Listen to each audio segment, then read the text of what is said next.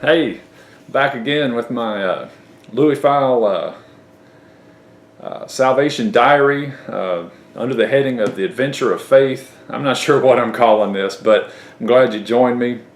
You know, over the years, I've talked about how I had a drug addiction and alcohol problem in past videos, so this is going to kind of tie in with that. But you know, I had lots of friends that I used to party with, and that didn't make it. They didn't live. They died from various things, but it was all fueled by addiction when it came right down to it. You know, I had a friend of mine that was killed one time during a drug deal. He was 25 years old and a 17-year-old kid.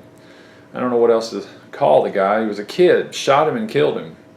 Well, he got arrested. He got charged with the murder, and he got sentenced to 17 years. Not sure how many years he did, but he was in prison for a long time.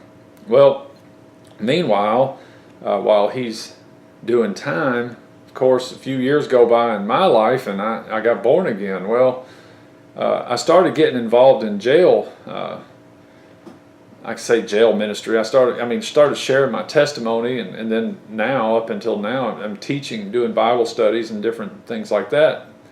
Well, one particular night, I was at the jail, our local jail, and I was sharing my story with a room full of guys about this friend of mine that had gotten killed during the drug deal, and how awful it was, and how messed up we all are, and the guy selling drugs was wrong, and the guy trying to buy them was wrong, and the whole thing's just wrong. It does nothing but bring in death eventually, quickly, slowly, one way or the other. Death is the only thing you're going to get from it.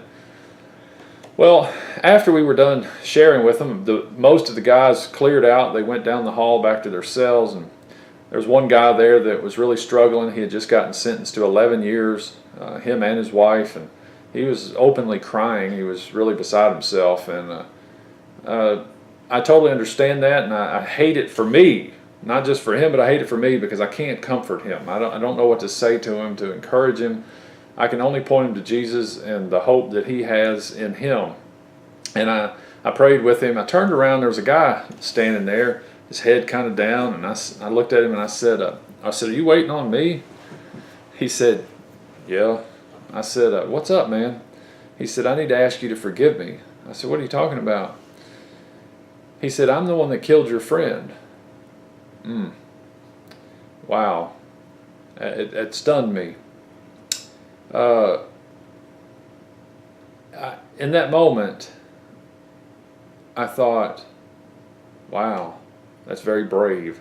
And I told him that. I said, "It's very brave of you to come to me like that." And he said, "Well, you've told that story. I've heard you tell that story before."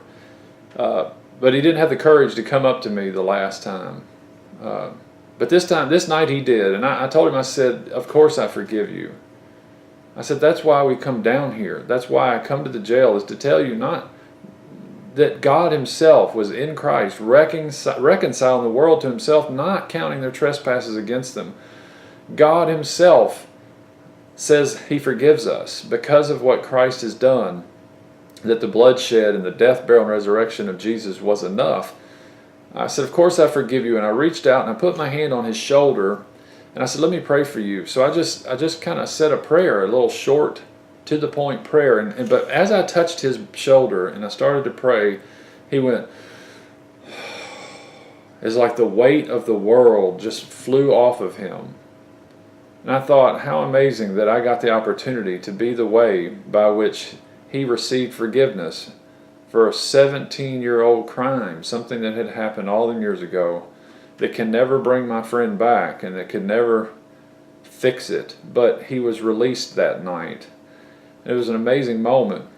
So I hugged him and we parted ways. I told him, I said, "You have a heck of a story to tell, man. I mean, you've got a great story to tell." So I went on down the hallway and on out the door back to my house, but it changed me. It affected me deeply. Well, me and my wife had been doing a Bible study in a coffee shop, and him and his girlfriend came and participated one or two times. I haven't really seen him since, but But it's an amazing thing. God has a way of bringing people into your life and doing miracles in your life that you would never foresee and you would never be able to do in your own power and your own strength. I couldn't have forgiven him if it wasn't for Christ in me being my forgiveness for him.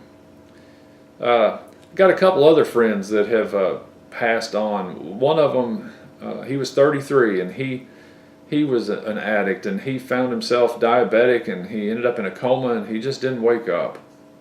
Another friend of mine was 42, and I guess he was depressed. He locked himself in a hotel room, turned the gas stove on, went to sleep, and never woke up. And yet one more of my friends that I hung around a lot for years doing drugs together, he was on the list for a new liver, and it didn't come through, and so he died at 49 years old. So I've watched drug addiction, alcoholism, and all of these sinful behaviors just ravish friends of mine and their families. And sometimes it's hard to take that I'm still here and seemingly healthy. But it's God's grace, God's mercy, and God's plan that I would still be here. So the older I get, the more I feel the need to share His forgiveness, His mercy, His grace, His salvation, and His hope with anyone and everyone that will listen. And that's part of what motivates me doing these videos is I hope that somewhere down the line, even long after I'm gone, someone finds this and it encourages them and it points them to the light. With Jesus Christ, even though He said that even though we die, yet shall we live if we're His.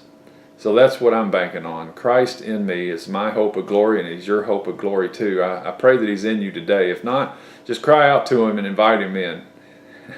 He will in no way turn you away. All right, thanks for watching my Salvation Diaries, The Adventure of Faith with the Louie file. Got all kinds of titles. I hope you'll join me for the next one. I'll see you then.